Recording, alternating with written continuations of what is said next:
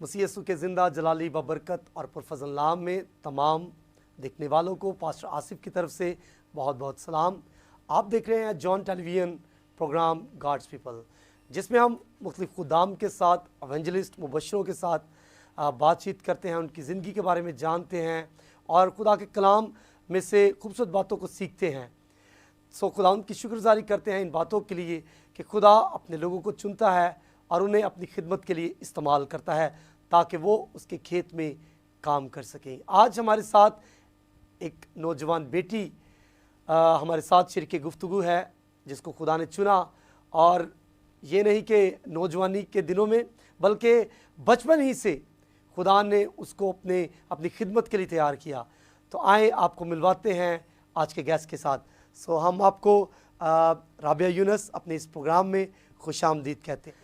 खिदमत का शौक़ इनकी ज़िंदगी में आया और इन्होंने मसीह को कबूल किया और चर्च में खिदमत गुजारी का काम किया। तो आए इनके साथ बात करते हैं। सबसे पहले तो पास्टर आसिफ साहब आपको सलाम, और इसके बाद मैं सबसे पहले खुदावंद की शुक्रगुजारी करती हूँ, और इसके बाद जॉन टेलीविज़न की, जिसकी वसासत से या जिसके ज़रिए हम अपनी टेस्टमनी को, अपनी गवाहियों को उन लोगों तक पहुँचाते हैं जो खुदा को नहीं जानते, और इन गवाहियों की बदौलत वो खुदा को जानते हैं और इसकी बदौलत ही वो अपनी ज़िंदगी को खुदावंद में गुजारते हैं, और वो इससे बतौर सीखते हैं कि हमने किस तरह अपनी ज़िंदगी को जवानी के अयाम में खुदावंद को देना है। क्योंकि बाइबल में लिखा है, मुबारक है वो शख्स जो जवानी के अयाम में अपने खालिक से दिल लगाता है। तो मैं ये समझती हूँ कि जब मैं छोटी थी तो मेरी मदर मुझे बताती हैं कि जब अभी मतलब मैं पैदा भी नहीं हुई थी तो मेरी मदर मुझे बताती हैं कि मैंने खुदा से कहा था कि जो तू मुझे औलाद देगा वो खुदावंद के लिए होगी और वो खुदावंद की खिदमत करेगी। और इस बात के लिए मैं खुदावंद की शुक्रगुजारी करती हूँ कि मेरी मदर ने जो खुदा से मांगा, खुदा ने उसे वैसी ही औलाद दी। जब मैं अभी 6 से 7 क्लास में थी तो तब से ही मैं मीटिंग प्रेजाइड करने का मुझे बहुत शौक़ था, लेकिन अपनी खिदमत का आगाज़ मैंने मीटिंग प्रेजाइडिंग से नहीं बल्कि वर्शिप से किया। मुझे प्रस्तिश करने का, वर्शिप करने का बहुत शौक़ था, और मैं इस बात के लिए खुदावंद की शुक्रगुजारी करती हूँ कि खुदावंद ने बचपन ही से मुझे अपनी प्रस्तिश के लिए इस्तेमाल किया। लेकिन मैं चाहती थी कि मैं तरह तरह से खुदा की खिदमत करूँ, एक तरीके से नहीं, या फिर सिर्फ प्रस्तिश करके मीटिंग प्रेजाइड करके ही ना करूँ, बल्कि तरह तरह से खुदा की खिदमत करूँ और मुख्तलिफ़ तरीके से खुदावंद के नाम को अपनी ज़िंदगी से जलाल दूँ। तो जब मैं 6 से 7 क्लास में थी तो बाकायदगी से मैंने मीटिंग प्रेजाइडिंग स्टार्ट की, लेकिन मैं चाहती थी कि मैं सीख के मीटिंग प्रेजाइडिंग करूं, क्योंकि जब हम सीख के कुछ काम करते हैं या सीख के कोई काम करते हैं तो उसके नताइज और होते हैं, लेकिन जब हम बगैर सीखे करते हैं तो उसके नताइज और होते हैं।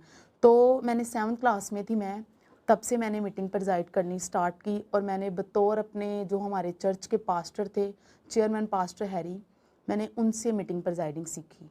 और जब मैंने सीखी और उसके बाद सीखने के बाद मीटिंग प्रेजाइडिंग स्टार्ट की तो मैं खुदावंद की शुक्रगुजारी करती हूँ कि खुदा ने मीटिंग प्रेजाइडिंग के वसीला से मुझे कसरत से इस्तेमाल किया।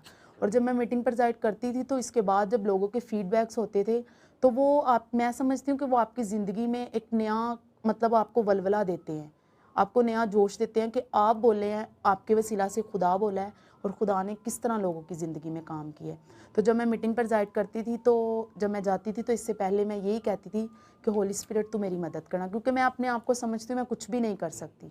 जब तक हमारे साथ खुदा का पाक रूह नहीं है हम कुछ भी नहीं कर सकते, और जब वो हमारे साथ है तो हम वो भी काम कर सकते हैं जो हम कभी सोच भी नहीं सकते। तो जब मैं मीटिंग प्रेजाइड करती थी तो लोगों के फीडबैक्स आना शुरू हो गए कि जब आप मीटिंग प्रेजाइड करती हो तो खुदा हमें बरकत देता है, या आपके बोलने के वसीला से खुदा हमारी ज़िंदगी में काम करता है। तो ये मेरे लिए एक बहुत बड़ी बात थी। उसके बाद मैं चाहती थी कि मैं और किसी तरीके से खुदावंद के नाम को जलाल दूँ। हमारे चर्च में जिस तरह रोज़ों की मीटिंग होती है तो बाकायदगी से 40 दिन मीटिंग होती है। तो हमारे पास्टर जो थे उनको ये था कि मैं अब कलाम भी सुनाऊँ। मैंने मीटिंग प्रेजाइड सीखी, प्रस्तिश सीखी, तो अब वो चाहते थे कि मैं कलाम भी सुनाऊँ। तो उसके लिए उन्होंने क्या किया कि हम लोगों को छोटी छोटी सी ना चर्च में क्लासेस देना स्टार्ट कर दी। मैंने आपको पहले भी बताया कि मैंने हर काम सीख के किया है, और जब आप सीख के करते हैं, किसी इंस्टीट्यूट के थ्रू करते हैं, किसी टीचर के थ्रू करते हैं तो उसके नताइज और होते हैं, लेकिन एक ऐसा शख्स जो सीख के नहीं कर रहा उसके नताइज और होंगे। तो उन्होंने हमें छोटी छोटी सी क्लासेस देना स्टार्ट कर दी। मैंने प्रॉपर कलाम को सीखा, लेकिन मैं चाहती थी कि मैं प्रॉपर किसी इंस्टीट्यूट के थ्रू सीखूं, चाहती थी कि खुदा के मुख्तलिफ खुदाम मुझे सिखाएं। तो इसी दौरान लास्ट दिसंबर लास्ट ईयर हम लोग जा रहे थे कहीं पे, तो मैं समझती हूँ कि मेरी ज़िंदगी में बहुत बड़ी टेस्टमनी है। खुदा के कलाम में लिखा है ना कि वो अपना हाथ बढ़ाकर अपने लोगों को छुड़ा लेता है, अपने लोगों को बचा लेता है, और उसका हाथ भारी नहीं है कि वो हमें बचा नहीं सकता। तो हम लोग बाइक पे आ रहे थे, मैं और मेरा भाई था। तो लास्ट दिसंबर की बात है, लास्ट ईयर ही था, ईस्टर में, क्रिसमस में अभी लास्ट ईयर था, सॉरी लास्ट वीक था। तो जब हम लोग आ रहे थे तो अचानक ही हम लोगों की बाइक फुटपाथ के साथ लगी और हम लोगों का सीवियर एक्सीडेंट हुआ। और हम लोगों की बाइक जब फुटपाथ पे लगी तो मुझे नहीं पता किस चीज़ ने मुझे उठा के खड़ा कर दिया, क्योंकि वो रोड ऐसा है कि आगे से भी बाइक्स आ रही थी, गाड़ियाँ आ रही थी पीछे से भी, और वहाँ पे अगर एक्सीडेंट हुआ है तो आपका बचना, मैं समझती हूँ, नामुमकिन है। तो जब एक्सीडेंट हुआ तो मुझे नहीं समझ आई किस चीज़ ने मुझे उठा के खड़ा कर दिया है। किसी ने मेरा, मुझे ऐसे फील हुआ कि किसी ने मेरा हाथ पकड़ा और मुझे उठा के खड़ा कर दिया। तो मैं अपनी जगह पे खड़ी होगी, लेकिन उस दौरान मेरे जो भाई थे उनकी बोन फ्रैक्चर हो गई। लेकिन मैंने उस चीज़ को अपनी ज़िंदगी में इस तरह लिया, मैंने उसको ये नहीं समझा कि एक एक्सीडेंट हुआ हम भूल जाएं। मैंने उसको अपनी ज़िंदगी में इस तरह लिया कि खुदा चाहता है कि मैं उसके काम करूं। अगर उसने मुझे नई ज़िंदगी दी है, उसने मुझे बचाया है, कुछ भी हो सकता था वहाँ पे, किसी किस्म का भी हादसा हो सकता था, लेकिन मैं इस बात के लिए खुदावंद की शुक्रगुजारी करती हूँ कि उसने हाथ बढ़ाकर मुझे बचाया। लेकिन उसके बाद मैंने उस चीज़ को मामूली नहीं लिया। मैंने ये इसी कॉलेज में, एओजी कॉलेज में, कॉलेज का आपको कैसे, ये असेंबलीज ऑफ गॉड कैसे किसी ने बताया या आपने चाहा कि आपको पता चला कि यहाँ पर टीचिंग मिलती है तो आप यहाँ पर आए? यहाँ इसी कॉलेज में, एओजी कॉलेज में, मेरी सिस्टर जो है वो शहनाज इलियास, उन्होंने बीटीएच की डिग्री कंप्लीट किया, लेकिन उस टाइम उनका 3rd ईयर था, फाइनल ईयर था। तो मैंने उससे बात की, मैंने उससे बोला कि मैं चाहती हूँ कि मैं प्रॉपर कर तो रही हूँ मैं खिदमत, लेकिन मैं चाहती हूँ मैं प्रॉपर किसी इंस्टीट्यूट के थ्रू करूँ और सीख कर करूँ, ताकि मैं सीख कर दूसरों को सिखा सकूँ। तो जब उसने मुझे मशवरा दिया, उसने मुझे अच्छी गाइडलाइंस दी, उसने मुझे बोला कि आप आकर हमारे कॉलेज को ज्वाइन करो तो आप देखना अपनी ज़िंदगी में एक नया रिवाइवल आएगा। तो लेकिन एक लड़की होने की हैसियत से मेरे लिए फ़ैसला लेना मुश्किल भी था, क्योंकि डेली बेस पे आना जाना, आपको पता है कि एक लड़की का बाहर आना मुश्किल होता है। लेकिन इसमें मैं सबसे पहले अपनी मदर की थैंकफुल हूँ, जिन्होंने मुझे सपोर्ट किया। मैं ये समझती हूँ कि खुदा की तरफ से वो मेरी ढाल बनी रही हर काम में।